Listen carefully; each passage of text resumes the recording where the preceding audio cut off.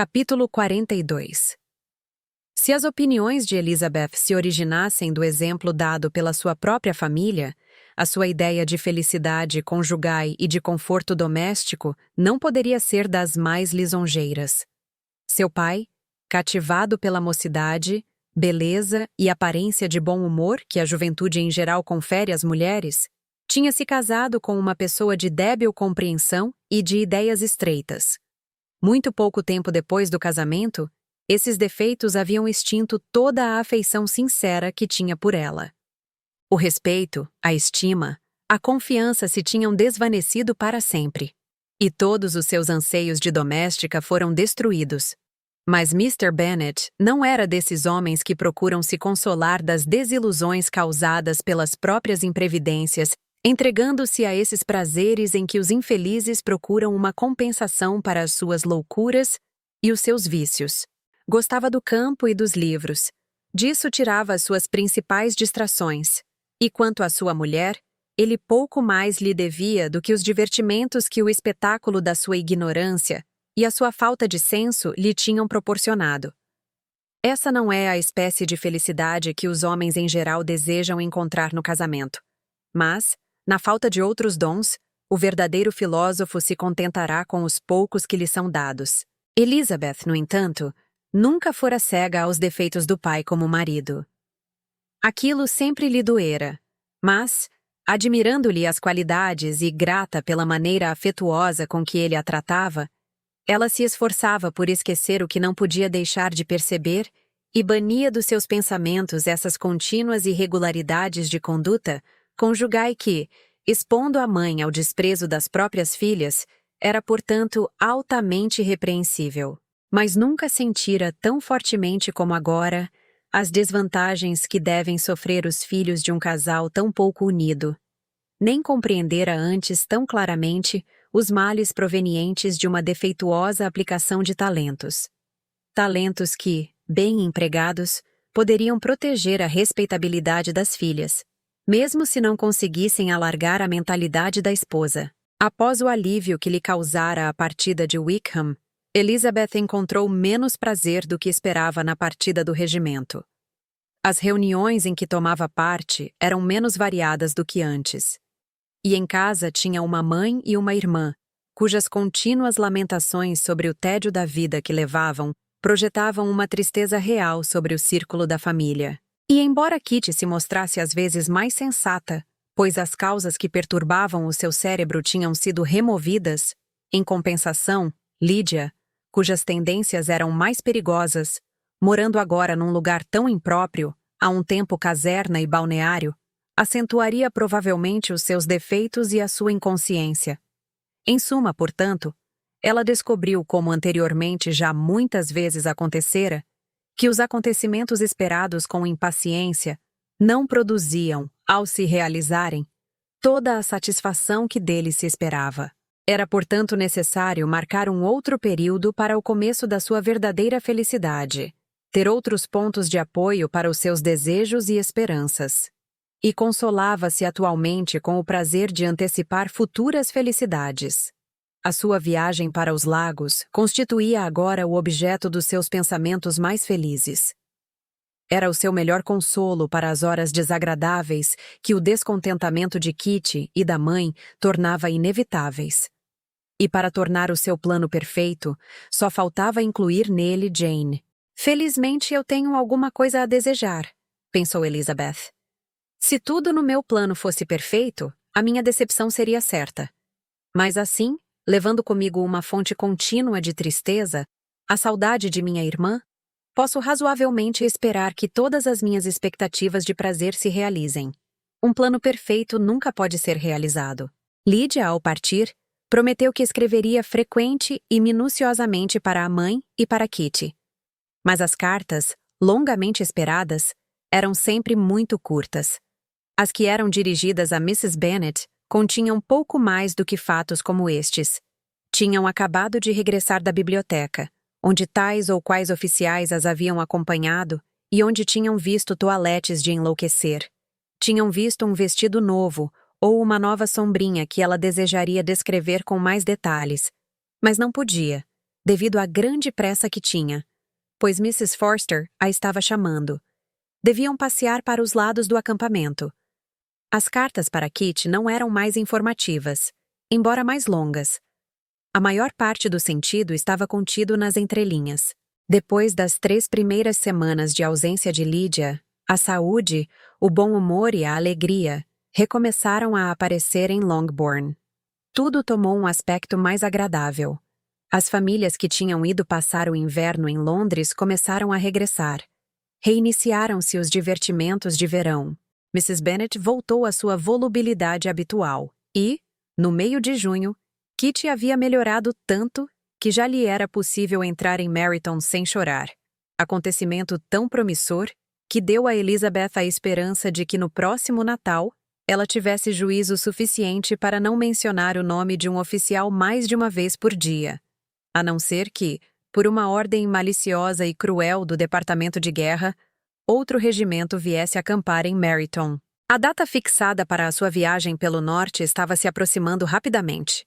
Faltavam apenas 15 dias quando chegou uma carta de Mrs. Gardiner, que ao mesmo tempo adiava a partida e abreviava a duração do passeio.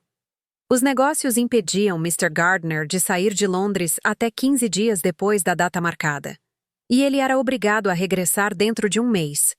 Esse período era curto demais para que fossem muito longe e vissem tudo o que tinham planejado. Pelo menos impedia que visitassem tudo com o vagar e o conforto que haviam ideado. Portanto, eram obrigados a desistir de vez dos lagos. Era preciso fazer um circuito mais reduzido. De acordo com o novo plano, não iriam além do Derbyshire. Naquele condado havia muita coisa a ver, e isto dava para encher as 3 semanas que tinham.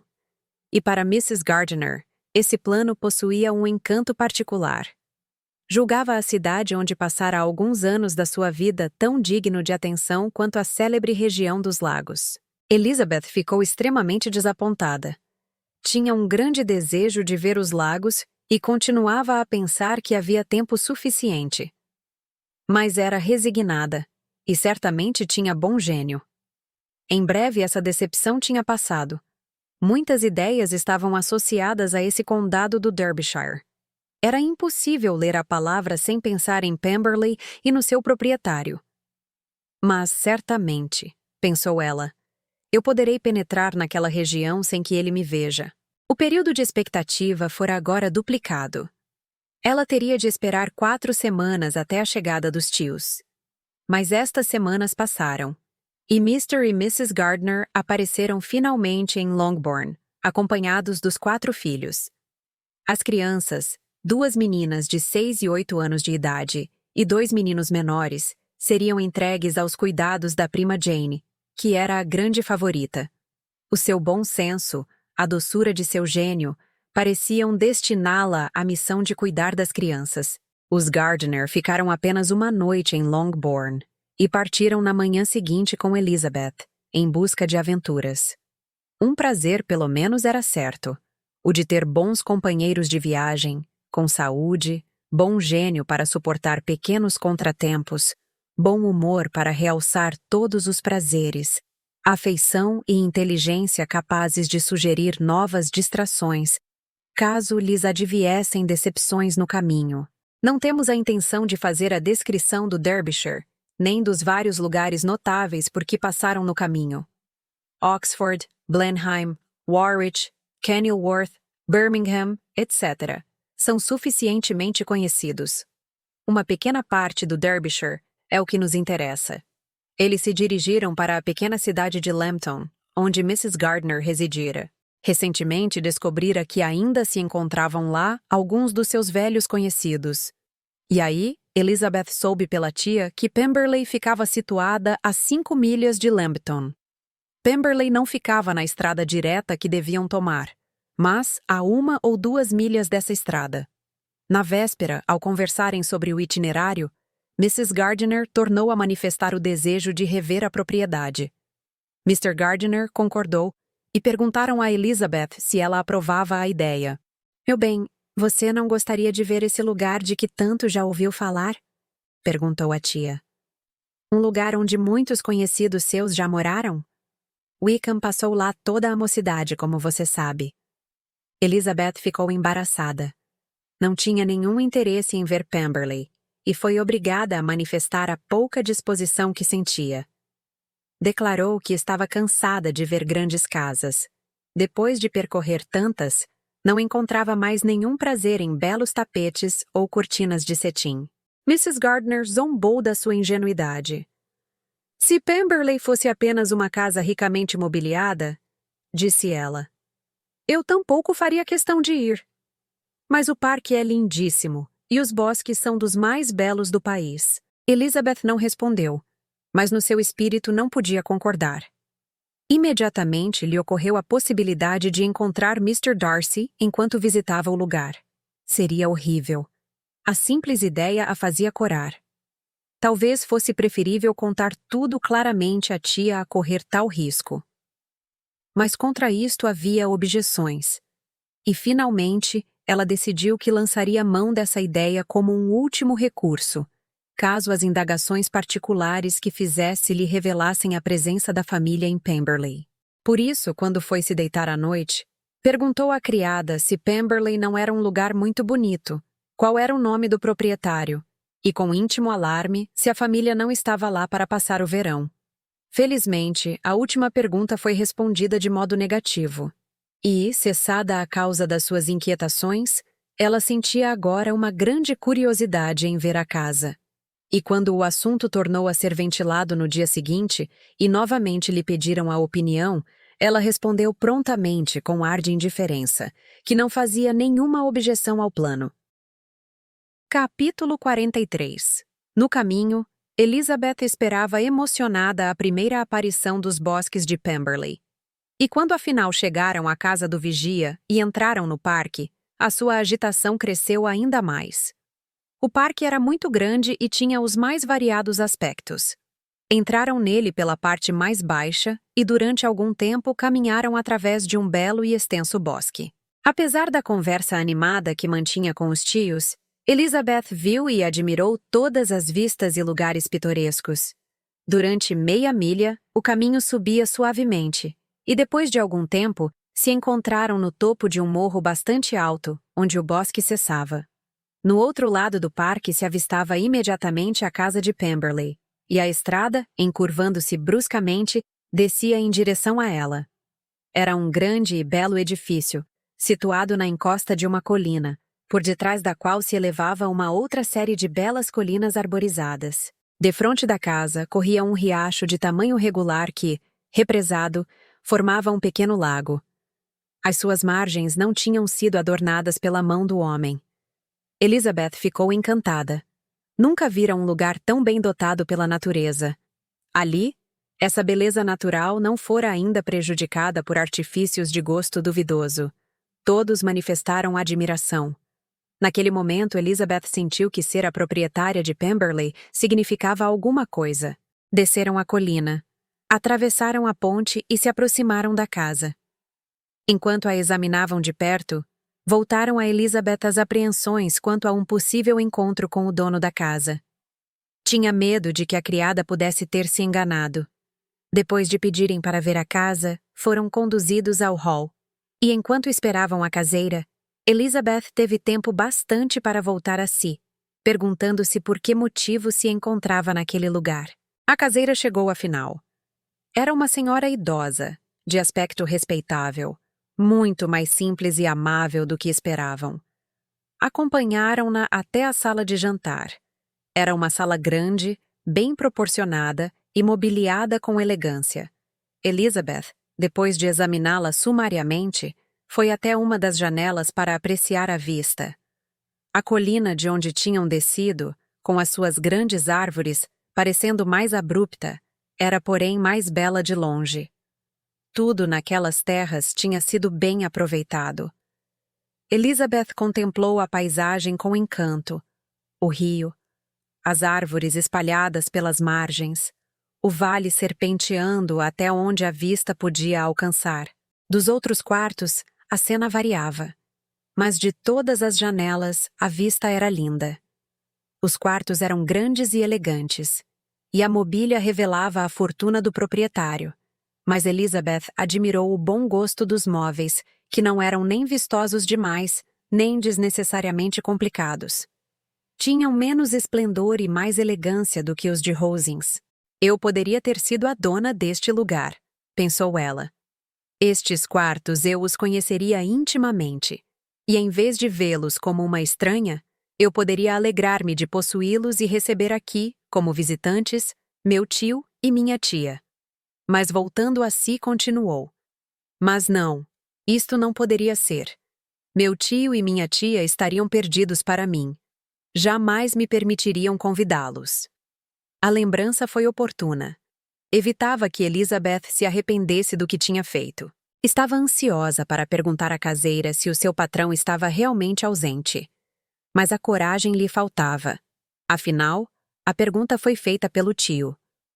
Elizabeth desviou o rosto, assustada, enquanto Mrs. Reynolds respondia que ele estava ausente, acrescentando: "Mas nós o esperamos amanhã com um grande grupo de amigos." Elizabeth deu graças a Deus de ter vindo naquele dia e não no seguinte. A tia a chamou para olhar um quadro. Ela se aproximou e viu sobre a lareira um retrato de Mr. Wickham entre várias outras miniaturas. Mrs. Gardiner perguntou sorrindo se Elizabeth gostava do retrato.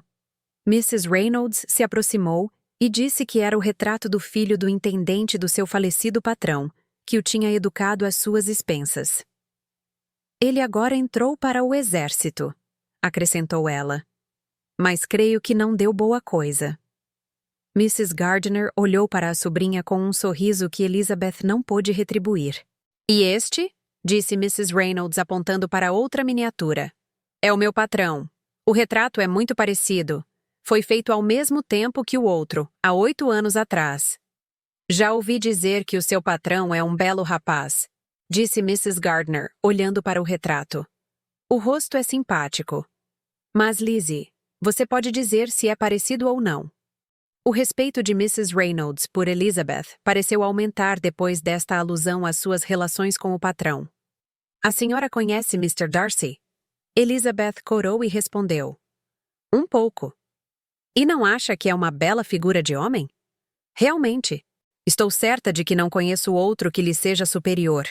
Mas na galeria lá em cima hão de ver um outro retrato melhor e maior do que este. Esta sala era o lugar favorito do meu falecido patrão. E essas miniaturas estão exatamente no lugar onde estavam quando ele era vivo. Ele gostava muito delas." Isto explicou a Elizabeth o fato de a miniatura de Mr. Wickham se encontrar entre as outras. Mrs. Reynolds, então, chamou a atenção dos visitantes para um retrato de Miss Darcy, pintado quando ela tinha apenas 8 anos de idade. "E Miss Darcy também é bonita?" perguntou Mr. Gardiner. "Oh, sim, é a menina mais bonita que eu jamais vi. É tão instruída. Toca piano e canta o dia inteiro. Na sala ao lado há um novo instrumento que acaba de chegar para ela. Um presente do meu patrão. Ela virá amanhã também." Mr. Gardiner, que tinha maneiras muito agradáveis e comunicativas, encorajava Mrs. Reynolds com perguntas e observações. Esta, fosse por orgulho ou afeição, tinha evidentemente muito prazer em falar do patrão e da irmã deste. "Seu patrão vem muitas vezes a Pemberley durante o ano?" "Não tanto quanto eu gostaria, mas creio que ele passa metade do ano aqui. E Miss Darcy vem sempre para os meses de verão." "Exceto", pensou Elizabeth, "quando vai para Ramsgate. Se o seu patrão se casasse, a senhora o veria mais do que agora." "Sim, senhora, mas não sei quando isto acontecerá. Não conheço ninguém que esteja à altura dele." Mr. e Mrs. Gardiner sorriram. Elizabeth não pôde se impedir de dizer: "Sem dúvida, é um grande elogio que está lhe fazendo." "Não digo mais do que a verdade. E todos que o conhecerem dirão a mesma coisa", replicou Mrs. Reynolds. Elizabeth achou que isto era ir demasiado longe. E ouviu com assombro a caseira acrescentar: "Nunca ouvi o meu patrão dizer uma palavra ríspida em toda a minha vida. E o conheço desde que tinha 4 anos de idade." Este era o elogio mais extraordinário de todos, mais oposto às ideias de Elizabeth. Ela acreditava firmemente que Mr. Darcy era um homem de mau gênio. A sua curiosidade cresceu extraordinariamente. Queria outras informações. E ficou grata ao tio, porque este disse: São poucas as pessoas de quem se pode dizer a mesma coisa. Tem muita sorte em ter um patrão destes. Sim, senhor. Sei disto muito bem. Se eu saísse por este mundo, não encontraria outro melhor.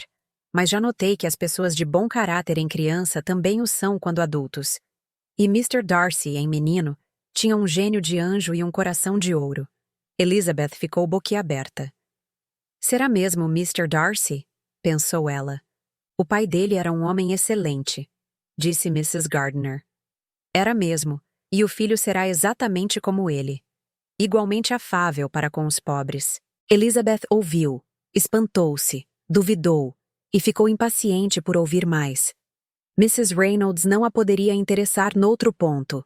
Em vão ela falou sobre as personagens que os quadros representavam, as dimensões da sala e o preço dos móveis. Mr. Gardiner, que achava muito divertida aquela parcialidade pela família, a que ele atribuía os excessivos louvores de Mrs. Reynolds, tornou a introduzir o assunto. E Mrs. Reynolds discorreu com energia sobre as qualidades do patrão, enquanto subiam todos a grande escadaria. Ele é o melhor proprietário e o melhor patrão que jamais existiu, disse ela. Não é como os rapazes loucos de hoje que só pensam em si próprios. Não existe um só dos seus rendeiros ou criados que não fale nele com admiração. Muitos dizem que é orgulhoso, mas eu nunca vi nada disto. Quanto a mim, penso que é porque ele não é tagarela como os outros rapazes. Sob que luz favorável ela o coloca, pensou Elizabeth. Estas informações não combinam com o seu procedimento para com o nosso pobre amigo, sussurrou a tia, enquanto caminhavam. Talvez estejamos enganados. Não é provável. O testemunho é dos melhores. Depois de chegarem ao espaçoso hall em cima, foram conduzidos a uma linda sala de jantar, decorada recentemente, com maior elegância e graça do que os apartamentos e salas de baixo. E foram informados de que tudo aquilo tinha sido feito para dar prazer a Miss Darcy, que tinha manifestado preferência por aquela sala, da última vez que estivera em Pemberley. Ele é certamente um bom irmão, disse Elizabeth, enquanto se dirigia para uma das janelas. Mrs. Reynolds antecipava a surpresa de Miss Darcy quando ela entrasse no aposento. Tudo o que ele pode fazer para agradar à irmã, manda executar imediatamente. E é sempre assim que age. Não existe nada que não faça para lhe dar um prazer. A galeria de retratos e os 2 ou 3 quartos de dormir principais era tudo o que lhes restava a ver. A galeria continha muitos quadros interessantes, mas Elizabeth não entendia de pintura. Já quando lhe tinham mostrado os outros embaixo, ela desviara o rosto para examinar uns desenhos a crayon de Miss Darcy, cujos assuntos eram geralmente mais interessantes e também mais fáceis de entender. Na galeria havia também muitos retratos de família. Estes quadros, porém, tinham pouco interesse para uma estranha. Elizabeth procurou neles apenas os traços que conhecia. Afinal, um desses retratos lhe despertou a atenção. Era de uma pessoa cujo rosto se parecia notavelmente com o de Mr. Darcy e tinha um sorriso que ela já se lembrava de ter visto também no seu rosto, quando ele a contemplava. Ela se deteve durante vários minutos diante do retrato, olhando-o fixamente, e antes de sair da galeria, voltou para examiná-lo, e Mrs. Reynolds informou-lhe de que fora pintado ainda em vida do falecido Mr. Darcy. Havia naquele momento, no espírito de Elizabeth, um sentimento de benevolência para com o atual proprietário de Pemberley, como jamais tivera no período em que melhor o conhecera.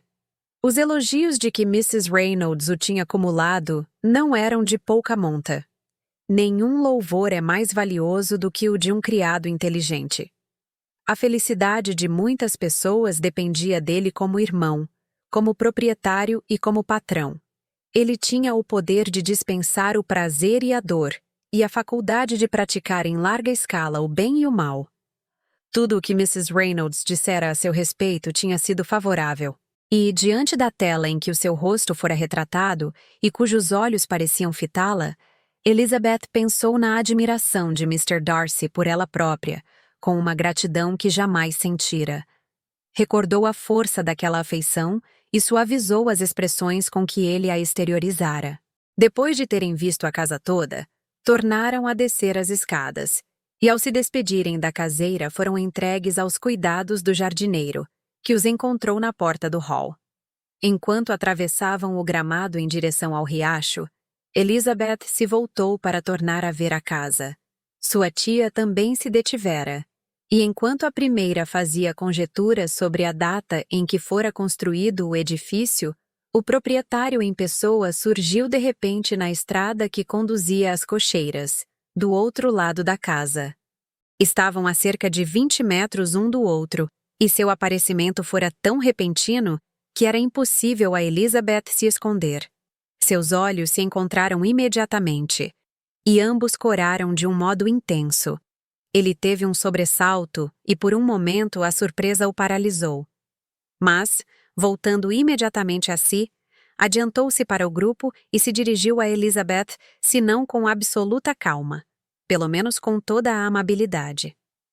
Elizabeth tinha se virado instintivamente, mas vendo-o aproximar-se, deteve-se e recebeu os seus cumprimentos com um embaraço impossível de dominar. Se a sua aparência a princípio, ou a sua semelhança com o retrato que tinham acabado de examinar, já não tivessem demonstrado por si a Mr. e Mrs. Gardner que avistavam agora Mr. Darcy em pessoa, a expressão de surpresa do jardineiro ao ver o patrão teria sido suficiente para o revelar.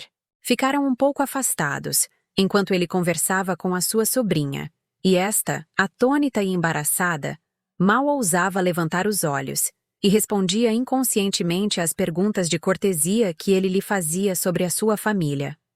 E extremamente surpresa com a mudança nas maneiras de Mr. Darcy, cada frase que ele pronunciava agora aumentava a sua confusão.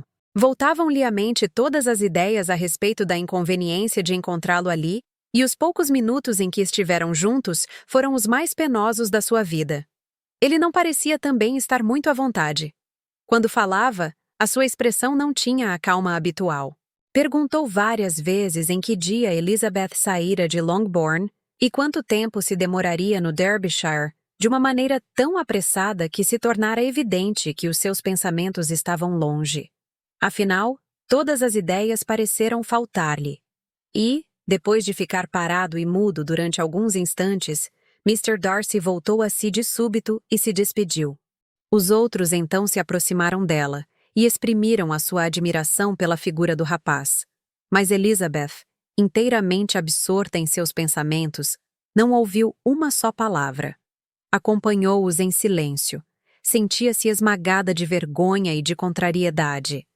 A sua vinda ali fora a ideia mais infeliz e mais irrefletida do mundo. Como aquele encontro deveria parecer estranho a Mr. Darcy? E sob que luz desfavorável não a colocaria aos olhos de um homem tão vaidoso? Poderia até parecer que ela se tinha atirado no seu caminho. Oh, por que tinha vindo? Ou por que tinha ele vindo na véspera do dia em que era esperado? Se tivessem saído 10 minutos mais cedo de Pemberley, ele não a teria reconhecido de longe, pois era evidente que chegava naquele momento e que tinha acabado de saltar do cavalo ou da carruagem. Ela enrubesceu várias vezes ao recordar a perversidade daquele acaso. E que poderia significar aquela alteração que vira nos seus modos? Era espantoso que ele lhe tivesse dirigido a palavra.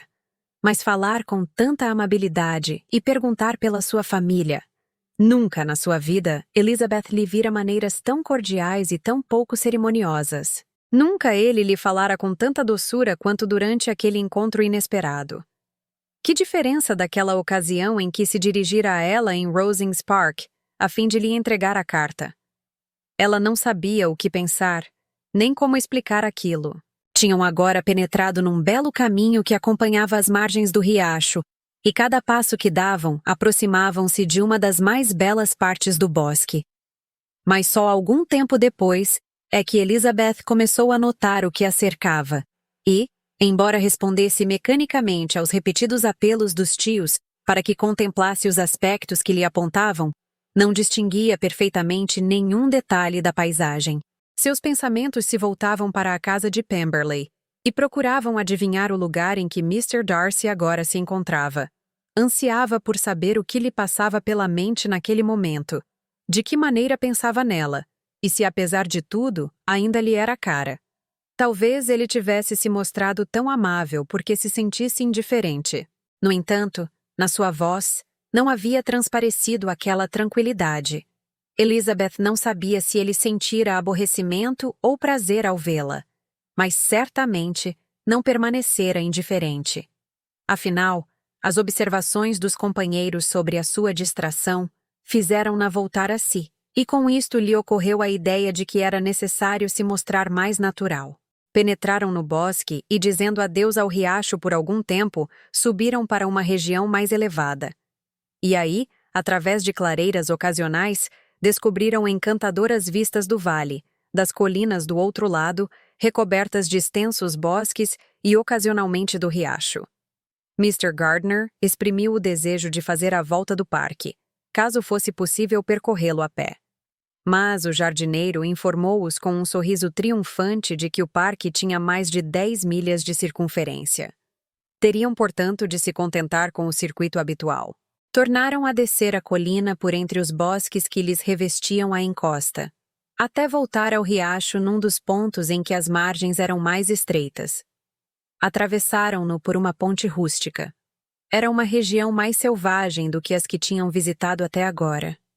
E o vale, estreitando-se, tornava-se uma várzea diminuta, ocupada pelo curso d'água e por um caminho estreito, cercado de moitas de arbustos selvagens. Elizabeth desejava explorar os meandros do riacho, mas, depois de atravessarem a ponte e perceberem a distância em que se encontravam da casa, Mrs. Gardner, que não gostava muito de caminhar, declarou que não podia ir mais adiante e que desejava voltar para a carruagem o mais depressa possível.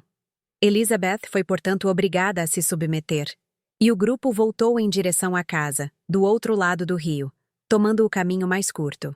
Mas a caminhada foi lenta, pois Mr. Gardner, que gostava muito de pescar, mas raramente tinha oportunidade de fazê-lo, se detinha a todo instante para observar as trutas e fazer perguntas ao homem que os acompanhava. Enquanto caminhavam assim lentamente, tiveram novamente a surpresa de avistar Mr. Darcy, que se aproximava deles a pequena distância. O espanto de Elizabeth foi igual ao que sentira durante o primeiro encontro. O caminho, que era menos protegido do que do outro lado, permitiu que o visse antes de encontrá-lo. Elizabeth, embora espantada, estava pelo menos mais preparada para a entrevista. Resolveu que falaria com calma, se Mr. Darcy tencionasse realmente abordá-los. Durante alguns instantes, pensou que ele ia dobrar por outro caminho, e a ideia durou enquanto uma volta da estrada o ocultava das suas vistas. Mas, feita a volta, ele surgiu diretamente diante deles. Com um rápido olhar, Elizabeth viu que Mr. Darcy nada tinha perdido da recente amabilidade. E para imitar a sua polidez, logo que se encontraram, ela começou a louvar as belezas do lugar. Mas apenas as palavras lindo e encantador lhe tinham saído dos lábios, uma infeliz recordação a assaltou, e ela imaginou que aqueles elogios a Pemberley podiam ser mal interpretados. Empalideceu e não disse mais nada. Mrs. Gardner estava parada um pouco atrás, e quando Elizabeth cessou de falar, Mr. Darcy lhe perguntou se ela queria lhe fazer a honra de apresentá-lo aos seus amigos. Elizabeth não esperava esta demonstração de cortesia, e não pôde deixar de sorrir, ao vê-lo agora procurar o conhecimento daquelas mesmas pessoas contra as quais o seu orgulho se tinha revoltado quando lhe propusera casamento. Como vai ficar espantado, pensou ela, quando souber quem são eles. Imagina naturalmente que são pessoas de importância. A apresentação, no entanto, foi feita imediatamente. E ao mencionar o parentesco que os unia, Elizabeth não pôde deixar de olhar de soslaio para Mr. Darcy, esperando vê-lo fugir o mais depressa que pudesse da companhia de gente tão modesta. Era evidente que o parentesco o surpreendia. No entanto, nada deixou perceber, e longe de se voltar para partir, regressou com eles e entrou em conversação com Mr. Gardner. Elizabeth não pôde deixar de se sentir lisonjeada, mas não experimentava nenhum sentimento de triunfo. Em todo caso, era consolador ter a certeza de que ele sabia agora que ela não precisava se envergonhar dos parentes. Ouvia com a maior atenção tudo o que se passava entre eles, e ficava radiante cada vez que uma expressão ou uma frase do seu tio revelava a sua inteligência, o seu bom gosto e as suas belas maneiras. Dentro em pouco conversavam sobre a pesca. Ela ouviu Mr. Darcy convidar o seu tio, com a maior cortesia, para pescar no parque todas as vezes que quisesse, oferecendo-lhe ao mesmo tempo os necessários acessórios e indicando-lhe as partes do riacho onde a pesca em geral era mais proveitosa. Mrs. Gardiner, que caminhava de braço com Elizabeth, lançou para a companheira um expressivo olhar de surpresa. Elizabeth nada disse, mas ficou extremamente satisfeita. Aquele ato de galanteria lhe era provavelmente dirigido. O seu espanto, entretanto, era extremo, e ela repetia continuamente: "Por que é que ele está tão alterado? Qual será o motivo disto? Não pode ser por minha causa, pois minhas admoestações em Hunsford não poderiam efetuar nele uma tão grande alteração. É impossível que ele ainda me ame." Depois de caminhar algum tempo desse modo, as duas senhoras na frente, os dois cavalheiros atrás, ao chegarem à margem do rio onde iam examinar uma curiosa planta aquática, houve uma pequena alteração. Mrs. Gardiner, fatigada pelo exercício daquela manhã, achou o braço de Elizabeth inadequado para nele se apoiar e preferiu o do seu marido. Mr. Darcy tomou o seu lugar ao lado de Elizabeth e continuaram a caminhar. Depois de um curto silêncio, Elizabeth foi quem primeiro falou. Desejava que Mr. Darcy soubesse que antes de vir tinha feito indagações e lhe tinham afirmado que ele estaria ausente, e por isso ela se decidira a vir visitar o lugar. Começou, portanto, observando que a sua chegada tinha sido inesperada. "A sua caseira", acrescentou ela, "nos informou que o senhor não chegaria antes de amanhã. E, aliás, antes de sairmos de Bakewell, disseram-nos que o senhor não era esperado imediatamente." Mr. Darcy reconheceu a verdade do que ela dizia e respondeu que, por causa dos negócios que tinha a tratar com o seu intendente, adiantara-se algumas horas aos companheiros de viagem. "Eles chegarão amanhã cedo", continuou ele. "Aliás, virão algumas pessoas que a conhecem, Mr. Bingley e suas irmãs." Elizabeth respondeu com um leve aceno da cabeça. Seus pensamentos a levaram imediatamente para a ocasião em que o nome de Mr. Bingley fora pronunciado entre eles pela última vez. E, se lhe era dado julgar pela expressão do rosto de Mr. Darcy, seus pensamentos tinham tomado um rumo semelhante. "Existe também outra pessoa no grupo", continuou ele depois de uma pausa, "que deseja particularmente conhecê-la. Se me permite, eu lhe apresentarei a minha irmã durante a sua estada em Lambton. Ou será que lhe peço demais?" A surpresa que causava a Elizabeth um tal pedido era realmente grande. Na sua perturbação, ela concordou, mas sem saber de que maneira o fazia. Compreendeu imediatamente que esse desejo de Miss Darcy só poderia ter sido inspirado pelo irmão. E não era preciso fazer muitas indagações para descobrir que isto era bastante satisfatório. Era agradável saber que o ressentimento de Mr. Darcy não o levara a pensar mal a seu respeito. Continuaram a caminhar em silêncio, ambos mergulhados nas suas reflexões. Elizabeth não se sentia muito à vontade. Isto era impossível. Mas se sentia lisonjeada e contente. O seu desejo de lhe apresentar a irmã era uma homenagem de grande delicadeza. Em pouco eles haviam se distanciado bastante dos outros. E quando chegaram à carruagem, Mr. e Mrs. Gardiner estavam uns 200 metros atrás. Mr. Darcy então convidou-a a entrar. Mas Elizabeth declarou que não estava cansada. Permaneceram de pé no gramado. Numa ocasião como aquela, muitas coisas podiam ser ditas, e o silêncio era embaraçoso. Elizabeth queria conversar, mas parecia haver um obstáculo em quase todos os assuntos. Afinal, se lembrou de que estivera viajando e eles falaram de Matlock e de Dovedale com grande perseverança. No entanto, o tempo e a tia caminhavam lentamente, e a sua paciência e as suas ideias estavam completamente esgotadas antes do tete-a-tete terminar.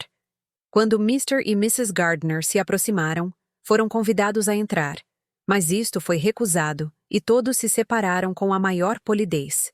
Mr. Darcy ajudou as senhoras a entrarem na carruagem, e quando esta se afastou, Elizabeth o viu caminhando lentamente em direção à casa. As observações dos tios tiveram então início. Ambos declararam que o tinham achado infinitamente superior ao que esperavam. Ele é perfeitamente cortês e modesto, disse Mr. Gardner.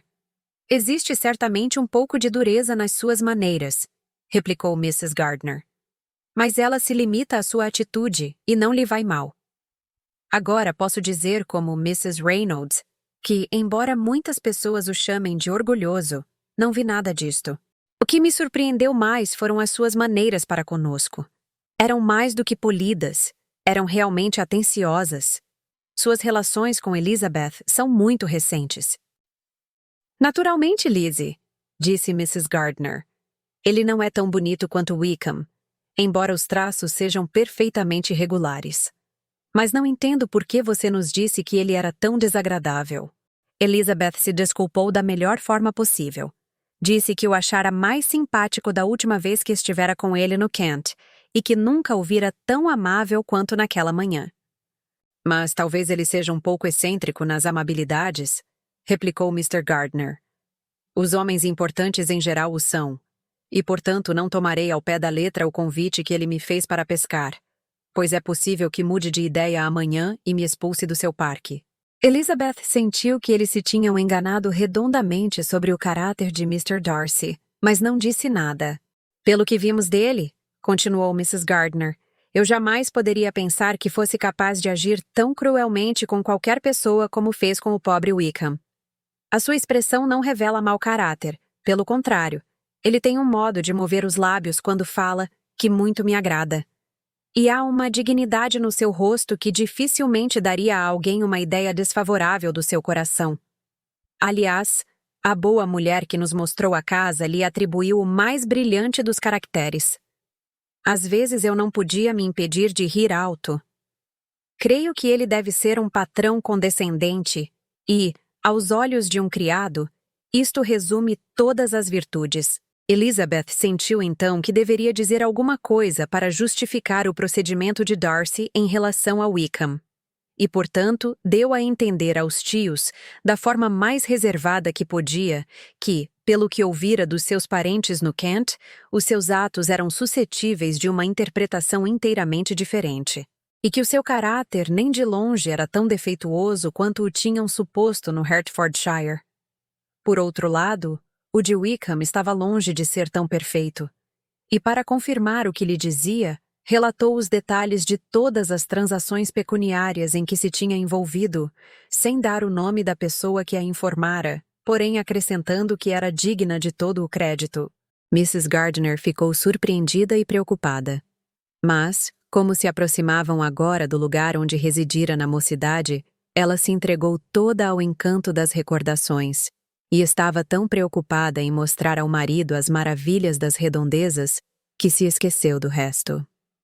Apesar de todas as fadigas da manhã, logo depois do jantar tornaram a sair à procura dos antigos conhecidos de Mrs. Gardner, e esta passou a noite entregue ao prazer de reatar antigos laços de amizade. As ocorrências daquele dia eram demasiado interessantes para que Elizabeth pudesse dar muita atenção a esses novos amigos. E não pôde fazer outra coisa senão pensar e refletir com assombro nas amabilidades de Mr. Darcy, e sobretudo no seu desejo de lhe apresentar a irmã.